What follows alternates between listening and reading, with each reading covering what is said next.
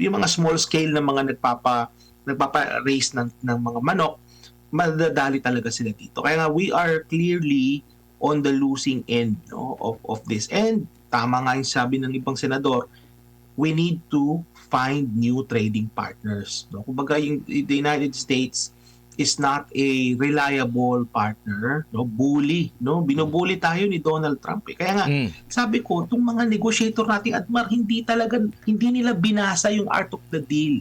Hindi nila ina-analyze yung mga dating nagpunta kay Donald Trump na mga world leader.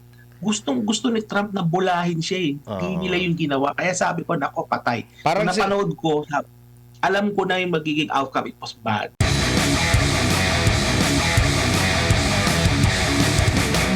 Mas nakatipid din pala si Prabowo. Kasi kung makikita mo dito, maganda rin yung pwede ba natin maipakita kung okay lang. Ang phone call, conversation nila, yan, yung isa, meron akong pinadala. Yan. Yan. Meron pang tumatawa dyan eh. Ipakita ko yung isa pang picture para at least Kasi, magkano ba ang load? Kumpara doon sa pamasahe mo, ang dami. Pwede naman palang tawagan. Ito, tumawag lang. Ito kasi yung sa Indonesia. Sa Indonesia, yung pinakauna pa talaga na pahayag ni Trump, galing ng 64%. Ibinaba sa 32%. Isang tawag lang, magkano lang siguro, pagpalagay natin, mag-budget ka na lang ng 500 pesos. Tawag. Sino ba yung, malimit ba sino ba tumatawag niyan? Ang US? Mas mura siguro. Basta, ganyan na lang. Tapos, after niyan, 64%, bumaba sa 32%, ngayon bumaba sa 19%. Tayo, sinabihan pa ni ni Trump na together with all his many representatives. Grabe yung niyan yung pamasahe po niyan, mula 17, nung pinakauna talaga original, naging 20, tapos after ng pag-uusap at sinabihan na tough negotiator, minus 1%, 19% na lamang po, no? Ang sa Vietnam naman, mula 90%, naging 46, tapos kalauna naging 20% na lang, Doc. So, malaking pag-aaksaya kung ganito lang din pala ang resulta, pero meron daw patungkol doon sa sa military na usapan, no? Nabanggit na yung pinaka-open is yung zero tariff, no? Tapos ito pang usapang militar na di ko lang alam kung advantage ba 'yun sa Pilipinas, Doc. Alam mo, Admar, Master Judea, yung mga apologies ni Marcos Jr., no? Nabasa ko sa social media, dami nilang ang ingay nila ngayon eh. Sinasabi nila na itong deal daw na ito maganda para sa Pilipinas kasi we are among the lowest tariff sa reciprocal tariff sa mga bansa. Yan hindi totoo yan. Kasi kung titingnan mo, Admar, yung Japan from 24 na ibaba nila sa 15. So 9% yung in-reduce. Yung 15% mas mababa yung kaysa sa Pilipinas. Bakit ganon? Ang Pilipinas, ikukunin ko lang doon sa defense, na binanggit mo yung military. Yung Japan at saka Pilipinas, may treaty yan, di ba? May agreement yan, military agreement with the United States. Bakit hindi pantay yung pagtatrato sa atin? Bakit sa Japan na ibaba ng 15, tayo 19? Di ba? So, kumbaga, at ito pa, anong kapalit ng 1% na yan? Ang kapalit ng 1% na pagbaba ng taripa, yung pagpapatayo ng yung paggawaan ng armas, bala. sa Pilipinas. Ammunition. Oo, yung gawaan ng bala, ammunition, di ba? At saka yung mga Typhoon missile na magiging target ng Pilipinas.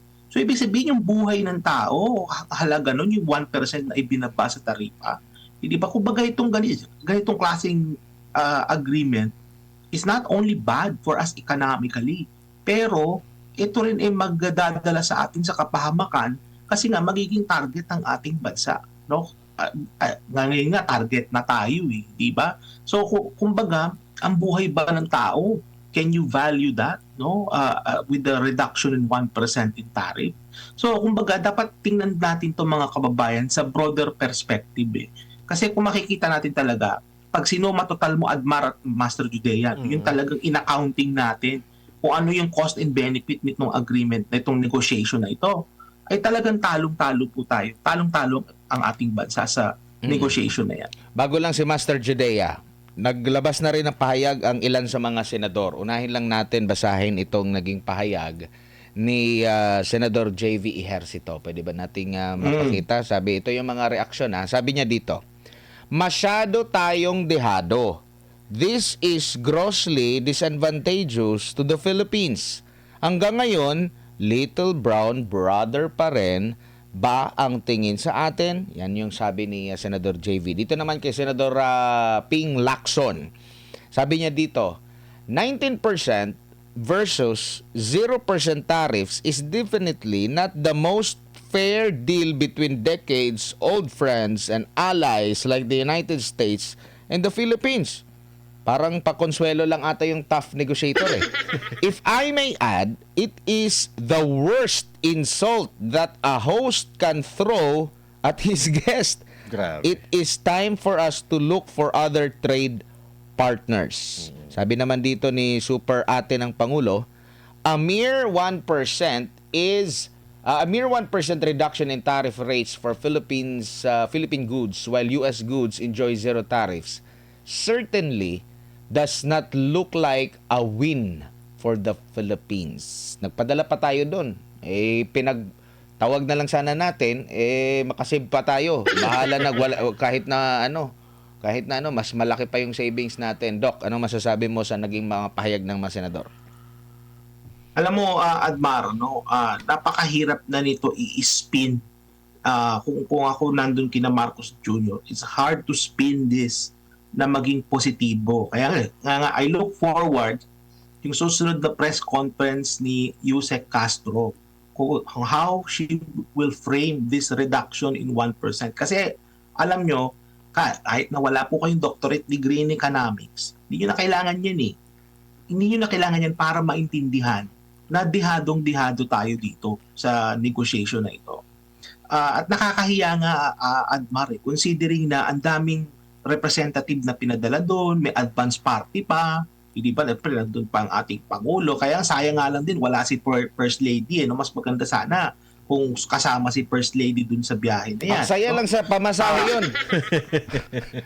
Mas oo, at saka kumbaga ang laki ng nagastos ng ating gobyerno, and yet we were able to get only at the short end of the stick, ika nga, no? Kumbaga, hindi naging favorable sa atin ang naging outcome nitong negosasyon na to. Maganda rin, Admar, yung sinabi ni Senator Zubiri, kung makahanap niyo yun sa Facebook, kasi may sinabi si Senator Zubiri specific about agriculture. Kasi ang nakikita ko based sa aking analysis dito sa trade patterns ng Pilipinas at ng Estados Unidos, ang may madadali talaga dito is yung ating agriculture, yung mga nabanggit ko nga kanina. Kasi silang, tsaka dyan sa sektor na yan, Admar, sa Pilipinas, maraming mahihirap na mga magbababoy at tsaka mga yung mga small scale na mga nagpapa-raise ng mga manok, madadali talaga sila dito. Kaya nga, we are clearly on the losing end, no, of this. And tama nga yung sabi ng ibang senador, we need to find new trading partners. No? Kumbaga, the United States is not a reliable partner, no? Bully, no? Binubuli tayo ni Donald Trump. Kaya nga, sabi ko, itong mga negotiator natin, Admar, hindi nila binasa yung art of the deal. Hindi nila inanalyze yung mga dating nagpunta kay Donald Trump na mga world leader. Gusto ni Trump na bulahin siya eh. Hindi nila yung ginawa. Kaya sabi ko, nako, patay. Parang napanood ko, alam ko na yung magiging outcome. It was bad. Parang yung binola eh. Yun na nga, yes. Parang si Marcos yung binola. The other way around. Oo. Samantala, ito yung sinabi mo kanina, si pangalan nito, si Senator Mig Zubiri. Ang sabi niya rito, parang lugi ata tayo. 19% ang export tariff natin sa mga Filipino products papunta ng US. Tapos sila walang taripa pasok dito. Nako, kawawa ata mga magsasaka natin pag bumaha ng manok, baboy at karne dito sa Pinas. Baka mamamatay din ang industriya ng mais dito sa atin. Buti pa ata ang Japan, 15% lang, tapos babayad din ang mga kano ng 15% papasok sa kanila. dapat naman kung tinato tayo ng USA bilang treaty ally, di ganun na rin sana sa Japan yung nakuha natin na taripa. And isa ito sa mga nabanggit ni Marcos Jr. kanina, kagabi pala dito sa Pilipinas, nung nakausap niya si Trump, na bukod tangi na merong treaty ally. Tama ba?